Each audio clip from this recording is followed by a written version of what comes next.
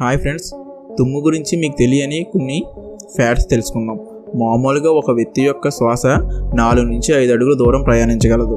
అలాగే దగ్గు నుండి వచ్చే వాటర్ డ్రాప్స్ గంటకి 50 మైళ్ళ వేగంతో ప్రయాణించగలవు. మరి తుమ్ము నుండి వచ్చే వాటర్ డ్రాప్స్ గంటకి 100 మైళ్ళ వేగంతో ప్రయాణించగలవట. అంతేకాకుండా తుమ్ము నుండి వచ్చే వాటర్ డ్రాప్స్ చుట్టూ 6 అడుగుల వరకు వ్యాపిస్తాయట. ఒక తుమ్ము సుమారు 10 లక్షల సూక్ష్మ క్రిములను గాల్లోకి స్ప్రే చేయగలదట. అందుకనే తుమ్ముతున్న వ్యక్తికి 6 అడుగుల దూరం ఉండాలని హెల్త్ సర్వీస్ ఎగ్జిక్యూటివ్స్ చెప్తున్నాయి. ఈ ఫ్యాక్ట్ మీకు నచ్చితే లైక్ చేయండి. అలాగే ఇంట్రెస్టింగ్ ఉంటే సబ్స్క్రైబ్ అయితే చేసుకోండి. Thank you friends.